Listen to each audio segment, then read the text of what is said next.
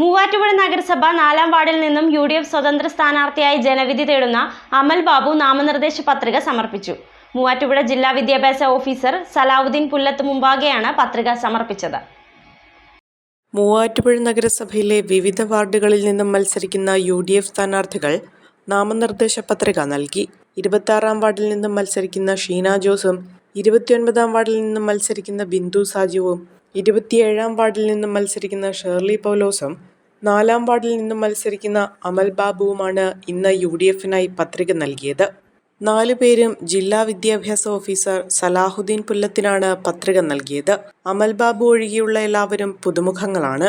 നഗരസഭാ chairman PP Eldhose അടക്കമുള്ള UDF പ്രവർത്തകർക്കൊപ്പം എത്തിയാണ് സ്ഥാനാർത്ഥികൾ പത്രിക നൽകിയത്. നാമനിർദ്ദേശ പത്രിക സമർപ്പിക്കുന്നതിനുള്ള തീയതി അടുത്തതോടെ വരും ദിവസങ്ങളിൽ കൂടുതൽ സ്ഥാനാർത്ഥികൾ നാമനിർദ്ദേശ പത്രിക സമർപ്പിക്കും. മൂവാറ്റുപുഴ നഗരസഭയിലെ മുനിസിപ്പൽ എഞ്ചിനീയർക്ക് മുമ്പാകെയും പത്രിക സമർപ്പിക്കാവുന്നതാണ്.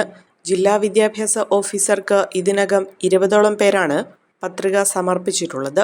24-ാം വാർഡിൽ കഴിഞ്ഞ തവണ ചെയ്ത വികസന പ്രവർത്തനങ്ങൾ ചൂണ്ടിക്കാട്ടിയാണ് അമൽ ബാബു ഇത്തവണ 4-ാം വാർഡിൽ മത്സരത്തിനിറങ്ങിയിട്ടുള്ളത്. വിജയം സുനിശ്ചിതമാണെന്നും തന്റെ ഒപ്പമുള്ള UDF സ്ഥാനാർത്ഥികൾ എല്ലാവരും ഒന്നിനൊന്ന് മികച്ചവരാണെന്നും UDF അധികാരത്തിലെത്തുമെന്നും അമൽ ബാബു പ്രതികരിച്ചു. ഇന്ന് നാമനിർദ്ദേശ പത്രിക സമർപ്പിച്ചിറങ്ങിയപ്പോൾ പൂർണ്ണമായ വിശ്വാസത്തോടു കൂടിയാണ് ഇതോടെ ഇറങ്ങിയിരിക്കുന്നത്.